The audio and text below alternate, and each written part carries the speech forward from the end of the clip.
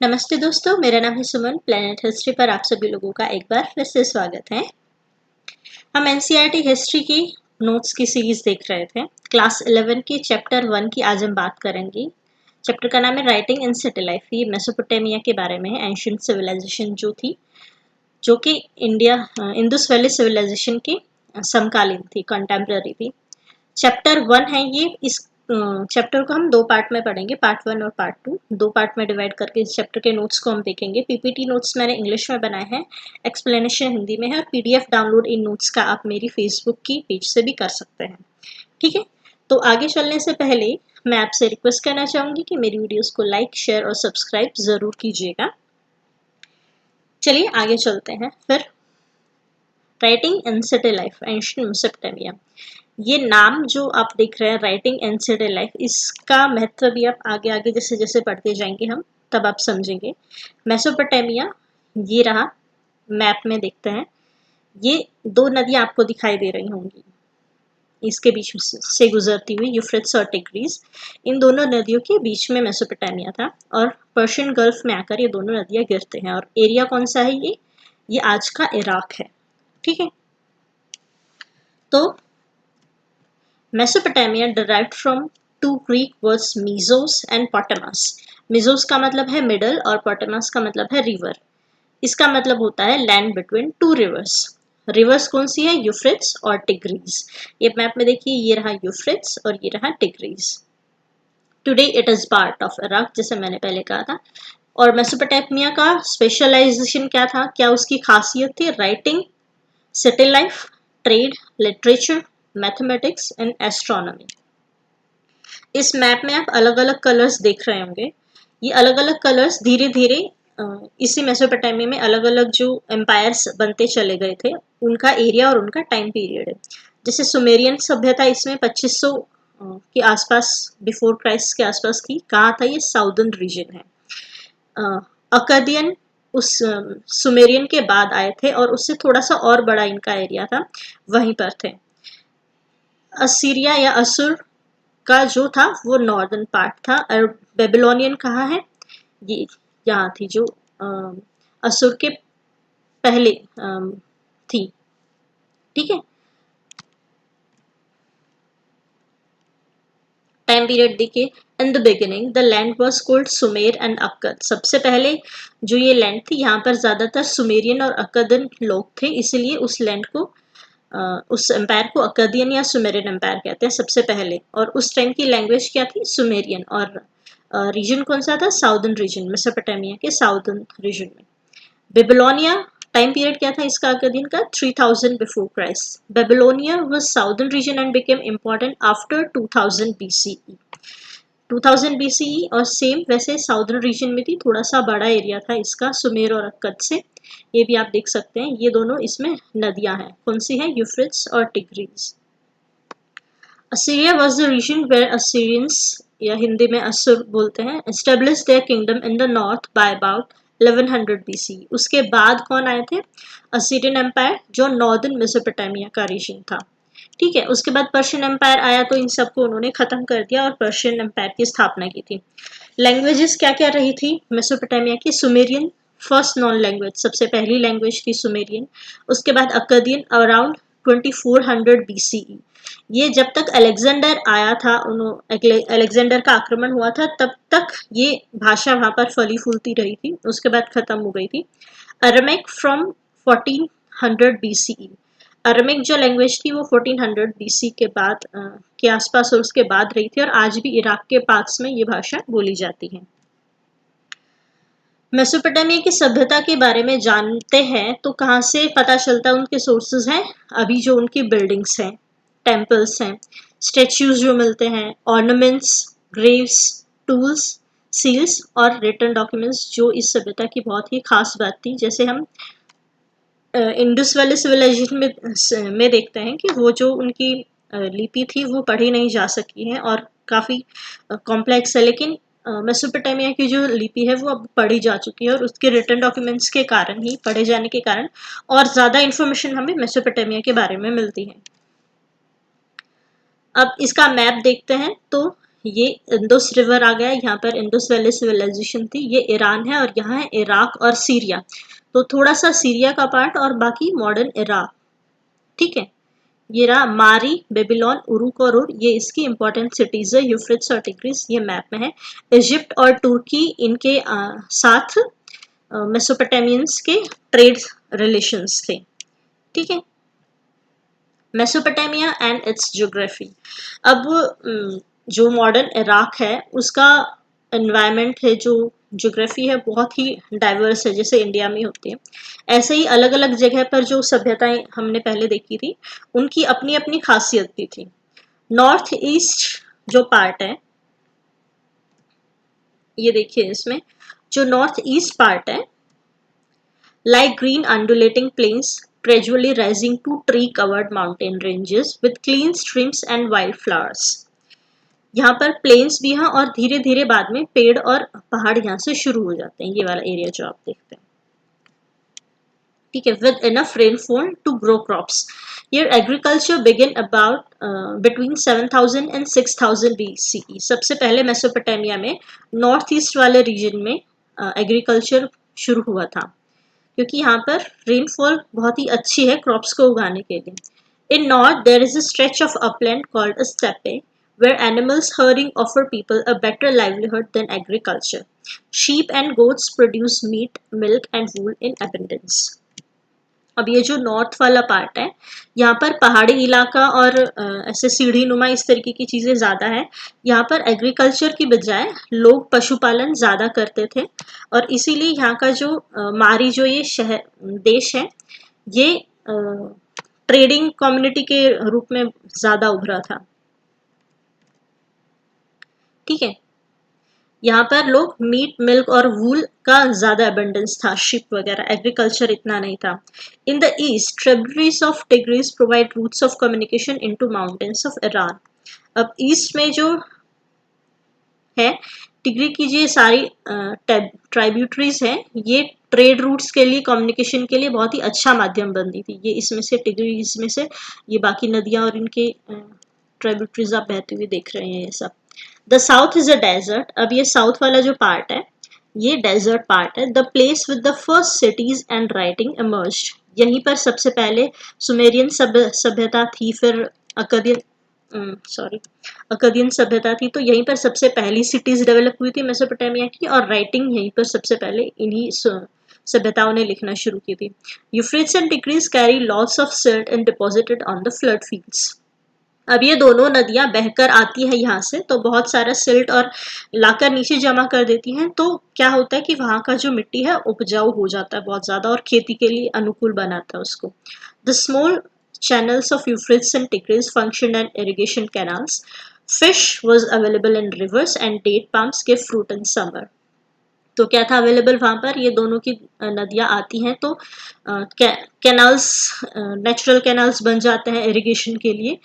साथ ही साथ नदियाँ हैं तो फिश वहाँ पर आराम से मिल जाती है, और डेट ऑफ पाम्स समर के वहाँ के फ्रूट्स थे। ठीक है, तो द सिग्निफिकेंस ऑफ अर्बनाइजेशन, शहर थे मेसोपोटामिया के, उनकी क्या क्या खास बातें थी। Urban centers involved in various economic activities such as food production, trade, manufactures and services. जो शहर थे वो इन एक्टिविटीज में इन्वॉल्व थे, फूड के प्रोडक्शन में, ट्रेड में, मैन्युफैक्चरिंग और सर्विस वगैरह में।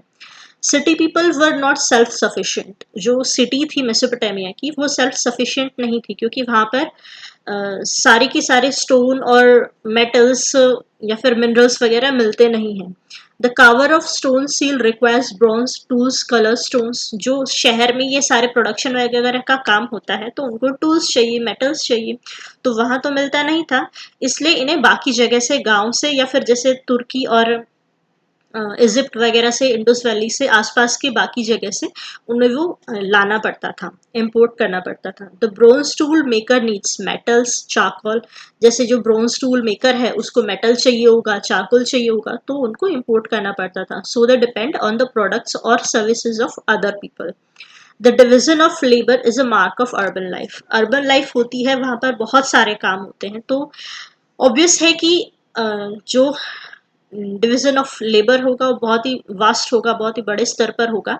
अलग अलग छोटे छोटे काम, कोई मेटल टूल्स बना रहा है तो कोई उन टूल्स को यूज करके कुछ और प्रोडक्शन कर रहा है, उस प्रोडक्शन में भी काफी सारे लोग मिले होंगे। कोई कच्चा माल लेकर आता है, कोई इंपोर्ट के लिए सुविधाएं करता है, कोई ट्रेड करता है, ऐसे अलग अलग चीजें होती हैं। There must be a social organisation in cities. तो इन सब कामों को ऑर्गेनाइज, ये तभी सफल रूप में काम कर सकते हैं जब इनको एक अच्छे ऑर्गेनाइज तरीके से किया जा सकता है। ठीक है।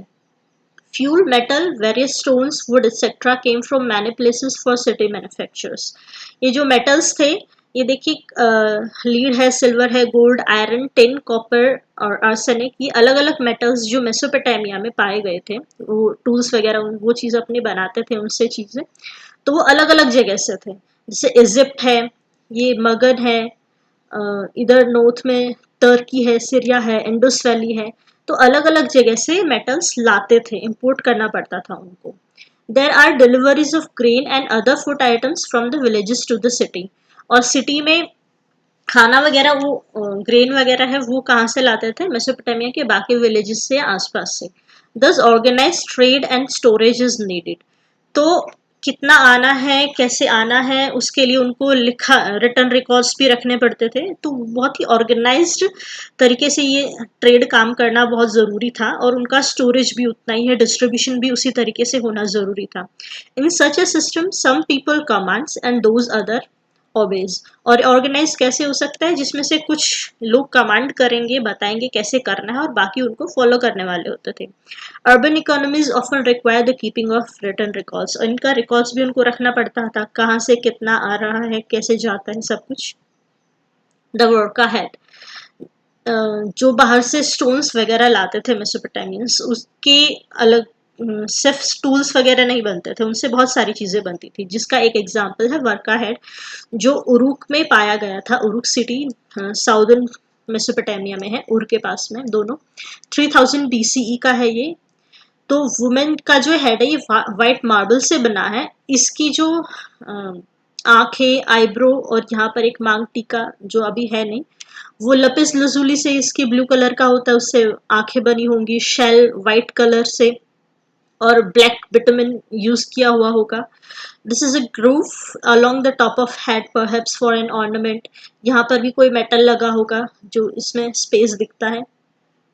और ये जो है मॉडल है, इसको बहुत ही delicate modelling of women's mouth, chin and cheeks, इसके लिए इसको जाना जाता है, इस स्कल्पचर को, कि सबसे पहले स्त्री के उसके नाक, मुंह, ठोड़ी और चिन, चिक्स वगैरह सब कुछ इतना परफेक्टली कोई डिजाइन किया हुआ है, इसके लिए स्कल्पचर बहुत ही फेमस है। Movements of goods into cities. Food resources were abundant in Mesopotamia but lacked stones, wood, metal. Food sources तो जैसे उसका ज्योग्राफी आया, ईरान इराक का देखा था, तो फूड रिसोर्सेज तो उनके पास काफ़ी सारे थे, जानवरों के थ्रू भी और एग्रीकल्चर के थ्रू भी, लेकिन स्टोन, वुड, मेटल्स ये सब उनके पास थे नहीं। So the imported wood, copper, tin, silver, gold, shell, ये सारी चीज़ें वो तुर्की और ईरान से इम्पोर्ट करते थे। They exported their textiles and food resources. और ट्रेड के थ्रू भी इसके बदले में क्या एक्सपोर्ट करते थे उनको? अपने टेक्सटाइल्स और food resources. Transport is also important for urban development. Transport किसके थ्रू करते थे? वो कैनल्स एंड नेचुरल कैनल्स, जो दोनों नदियां आपस में बनाती हैं, इसलिए यूफ्रेट्स एक वर्ल्ड रूट की तरह काम करना शुरू हो गई थी नदियां। अब आगे हम इनके राइटिंग के बारे में देखते हैं, जो खास बात इनकी राइटिंग है। सबसे पहले इस तरीके के साइंस उन लोगों ने बनाने शुरू किए थे, साइन, जैसे फिश, बर्ड, मैन, फ्लावर। और धीरे धीरे बाद में इस तरीके की यूनिफॉर्म वेज शेप्ड लेटर्स बनाने शुरू कर दिए थे, जिनका एक पर्टिकुलर मीनिंग होता था। तो उनकी जो राइटिंग है मेसोपोटामियंस की, उसको क्यूनिफॉर्म कहते हैं। ठीक है, इस नाम को याद करिएगा। ये नाम लैटिन वर्ड्स क्यूनियस और फॉर्मा से बना है। क्यूनियस का मतलब वेज, फॉर्मा मतलब शेप, यानी कि वेज शेप्ड लेटर्स, जो वेज के आकार की लेटर्स हैं। The Mesopotamian tablets contain pictures like science and numbers. जो टैबलेट्स वहां मिले हैं, क्ले टैबलेट्स मेसोपोटामिया में, वो कुछ साइन और नंबर्स उन पर बने हुए हैं, कुछ पिक्चर्स बनी हुई हैं। Written writing begin in Mesopotamia in 3200 BCE। तो उससे पहले वो पिक्चर्स बनाते थे, लेकिन पर्टिकुलर वर्ड्स या सिलेबल्स उन्होंने यूज 3200 BCE के बाद शुरू किए थे। Writing begin when society needed to keep record of transactions. और जब जैसे कहते हैं कि ज़रूरत ही आविष्कार की जननी है, जब उनको ज़रूरत महसूस हुई थी कि कुछ हमको लिख के याद रखना पड़ेगा, ताकि हम इतना सारा ट्रेड इतना बड़ा हो जाता है तो सब कुछ किसी एक इंसान के पास होना चाहिए recorded. Mesopotamians wrote on tablets of clay. तो किस पर वो लिखते थे? क्ले के टैबलेट्स बनाते थे, उन पर लिखते थे। Scribe would impress wedge-shaped signs on wet clay with the sharp end of a reed. इस तरीके की रीड, उससे वो इस तरीके के साइन बनाते थे, ऐसे उस पर प्रेस करके, और उसके बाद वो उस टैबलेट को धूप में रख देते सुखाने के लिए। सूखने के बाद उस पर वापस टैबलेट पर कोई और इम्प्रेशंस नहीं किए जा सकते, तो वो बिल्कुल सूख जाता था, जिसको या और कुछ उसमें चेंज नहीं किया जा सकता। जैसे हम पीडीएफ फाइल्स बनाते हैं, लिखते हैं, उसको पीडीएफ में कन्वर्ट करने के बाद अब उसको कोई चेंज नहीं किया जा सकता। So each transaction requires separate return tablet. तो हर एक ट्रांजेक्शन के लिए उनको हर अलग अलग टैबलेट बनाना होता था, इसलिए हजारों ऐसे hundreds of tablets Mesopotamian sites में से मिले हैं। By 2600 BCE, the letters became cuneiform and language was Sumerian। और धीरे धीरे ये जो लेटर्स थे ये पर्टिकुलर बिल्कुल क्यूनिफॉर्म वेज शेप के होने लग गए थे 2600 तक। और लैंग्वेज सबसे पहले कौन सी थी? Sumerian language. Okay. Writing was use for, उन्होंने लिखना शुरू तो किया था, तो उनको अलग अलग जगह पर कैसे कैसे यूज किया जाता है राइटिंग को। कीपिंग रिकॉर्ड्स, ट्रेड कर रहे हैं तो रिकॉर्ड्स वगैरह रखने थे उनको। मेकिंग डिक्शनरीज, फिर डिक्शनरीज भी कि कौन सा साइन का मतलब क्या होता है। Giving legal validity to land transfers, लोग भूमि पर रहते हैं तो ट्रांसफर करने के लिए लीगल, हम जैसे अपने लैंड डॉक्यूमेंट्स रखते हैं। नैरेटिंग द डीड्स ऑफ किंग्स, राजा की जो इच्छाएं हैं वो लोगों तक पहुंचाना, उनके आदेश लोगों तक पहुंचाने के लिए। Announcing the changes a king had made in the customary laws of the land, जो लैंड के लॉज राजा ने बनाए हैं उनको अनाउंस करने के लिए पब्लिकली। और storing information end of sending messages, या फिर एक दूत दूसरी जगह जाता है जैसे पहले करते थे, या फिर एक जगह से दूसरी जगह कोई ट्रेड या उसके थ्रू कोई मैसेज दूसरी जगह पास करना है, या कोई एक बहुत ही ज़रूरी इंफॉर्मेशन स्टोर करनी है, जैसे कि इसमें उन्होंने मैथमेटिकल कोई है ये भूमि के नाप वगैरह का। A clay tablet written on both sides in uniform, it is a mathematical exercise, you can see a triangle and lines across the triangle on the top of the obverse side, you can see the letters have been pressed into the clay। ये clay tablet है, दोनों तरफ इसमें uniform इसमें लिखा गया है writing में। और कुछ मैथमेटिकल ड्राइंग्स भी हैं किसी लैंड की, या फिर कोई पर्टिकुलर मैथमेटिक्स की चीज़ें हैं कुछ उसमें। द सिस्टम ऑफ राइटिंग, अब वो कैसे कैसे लिखते थे, उनका सिस्टम क्या था। सुमेरियन वर्ड सबसे पहले जो यूनिफॉर्म हुए थे, उन हेड, वॉक, पाले, ईट एक वर्ड को रिप्रेजेंट करते थे। और अकदियन बाद में सिलेबल्स, जैसे हम अभी वोवल और कॉन्सोनेंट होता है बिल्कुल ऐसा, लेकिन सिलेबल्स वोवल और कॉन्सोनेंट को मिला के होते हैं, जैसे अल, पा, बीटा, ऐसे सिलेबल्स को रिप्रेजेंट करते थे। और इस तरीके की वेज टिप्ड जो उनकी कलम टाइप कुछ होती थी, जिससे वो क्ले पे ऐसे प्रेस करके उन साइंस को बनाते थे। The sound that a cuneiform sign represented was not a single consonant or vowel but syllables। Okay, thus the scribe had to learn hundreds of signs।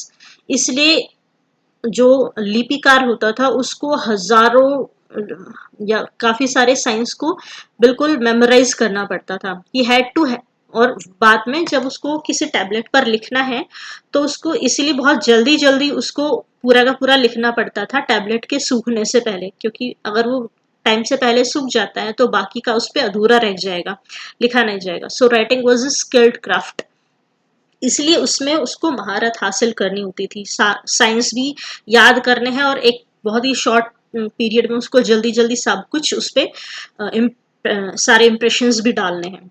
It conveys visual form of system of sounds of a particular language. ये जो system है इसका language का, ये किसी particular sound को represent करने वाले होते थे। लिटरेसी, अभी लिटरेसी कैसी थी? King and very few could read and right. ये जो राइटिंग सिस्टम था ये सब लोग नहीं जानते थे। ये राजा या फिर कुछ प्रमुख लिपिकार या कुछ महत्व के लोग ही होते थे जो ये लिखना और पढ़ना जानते थे। There were hundreds of signs to learn and many of these were complex. बहुत सारे साइंस थे और काफी सारे तो इतने ज्यादा कॉम्प्लेक्स थे, देखिए बहुत ही कॉम्प्लेक्स साइंस होते थे इस तरीके के। If a king could read, that was recorded in his boastful inscription. और अगर कोई राजा जो पढ़ सकता था तो उसके लिए बहुत ही गर्व करने वाली बात होती थी, अपने इंस्क्रिप्शंस में वो लिखवाता था। ज्यादातर राजा अगर नहीं लिखता है तो लिपिकार रखता था, लेकिन अगर वो खुद भी ऐसा कर सकता है, लिख पढ़ सकता है, इतना अच्छा उसके पास टैलेंट है, तो वो अपने इंस्क्रिप्शंस में लिखवाता था उस चीज को। Writing reflected the mode of speaking, किस तरीके से वो बोलते थे, क्या बोलते थे, इस ये राइटिंग रिफ्लेक्ट करता है उस चीज को। It was kingship that organise trade and writing. अब ये राइटिंग ज्यादातर ट्रेड वगैरह के लिए यूज होती थी, तो इसका मतलब ये होता है कि जो किंगशिप थी, जो राजा थे, रॉयल लोग थे, वो सभी ट्रेड और राइटिंग को ऑर्गेनाइज करते थे, अपने हाथ में उनका कंट्रोल रखते थे। Urbanization in southern Mesopotamia, temples and kings. By 5000 BCE, settlements begin in Mesopotamia. 5000 BCE तक मेसोपोटामिया में सेटलमेंट्स होने शुरू हो गए थे। लोग घुमक्कड़ जीवन छोड़कर एक जगह पर सेटल होना शुरू हो गए थे। The earliest cities emerge from some of these settlements.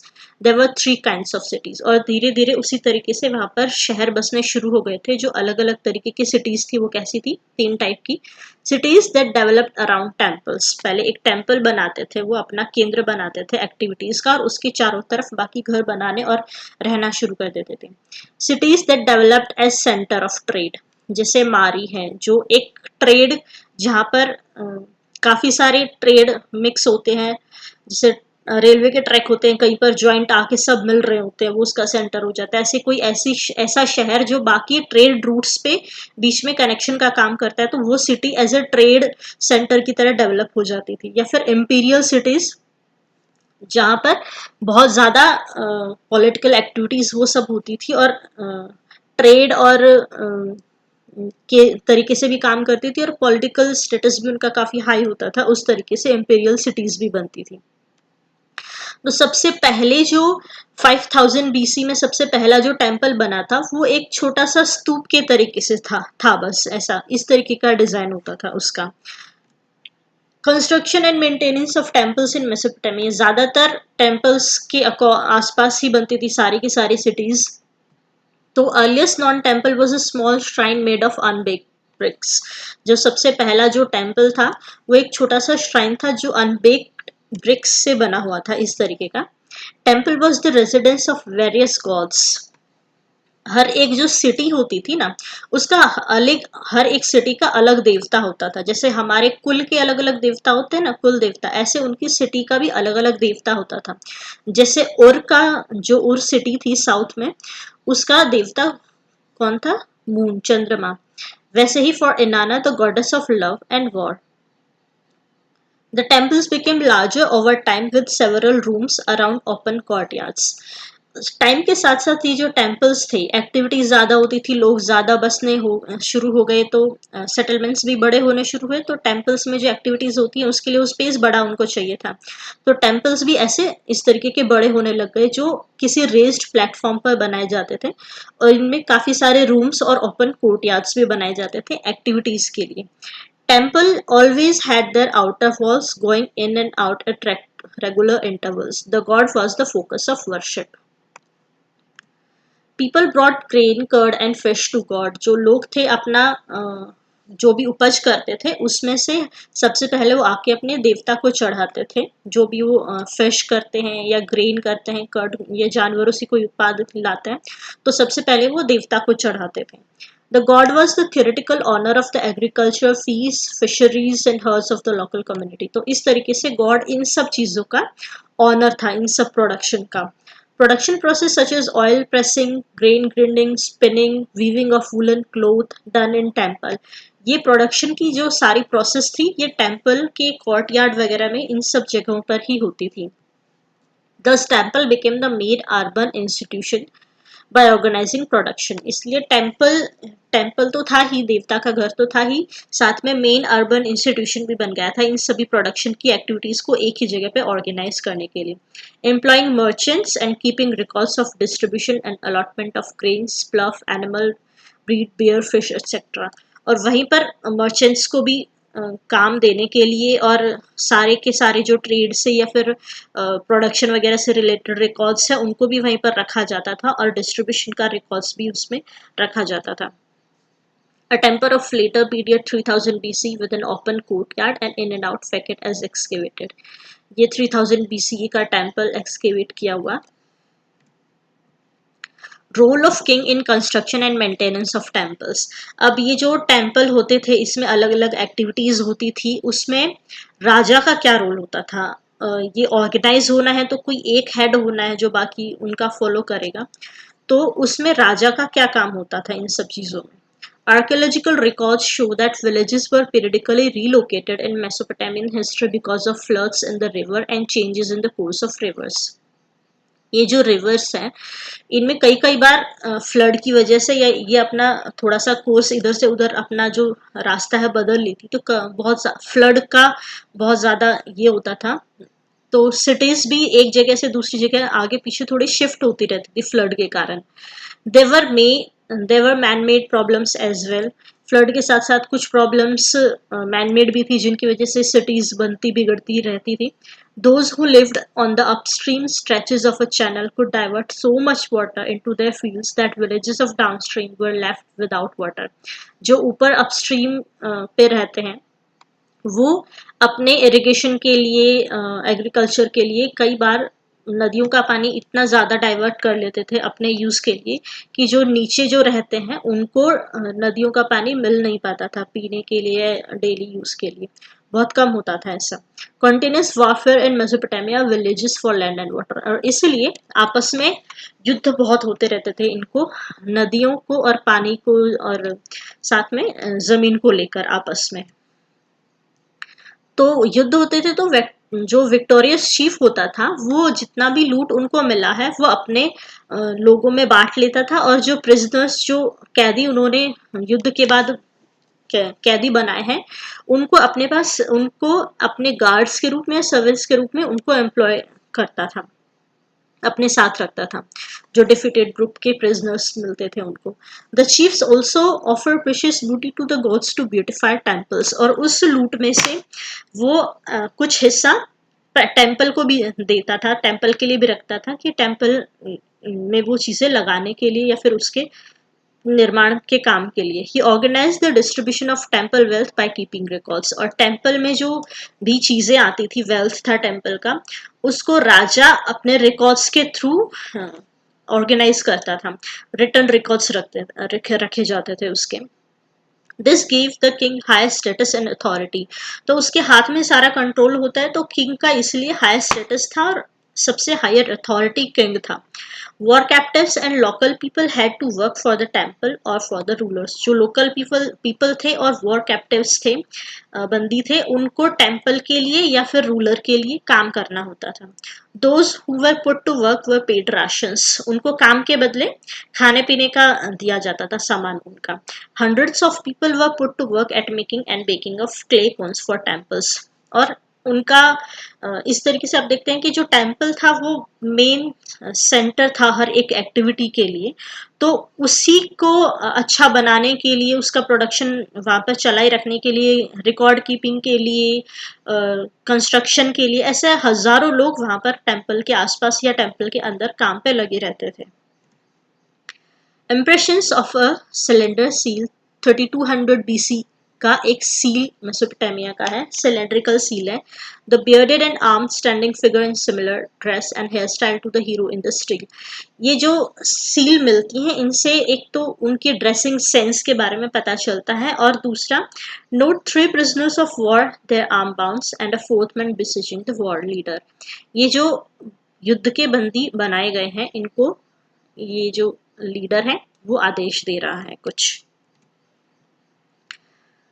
Top missile stills showing a bearded man twice. Note his hand bent and hair। ये एक इंसान है दो जगह इसके चित्र सेम ऐसे बनाए गए हैं। उसका ड्रेस देखिए, जो सिर पे उन्होंने हेडबैंड बांधा हुआ है और उसके बाल कितने लंबे किस तरीके के होते थे। दूसरा waist band and long skirt उनकी ड्रेस। In the lower scene he attacks a lion with a huge bow and arrow.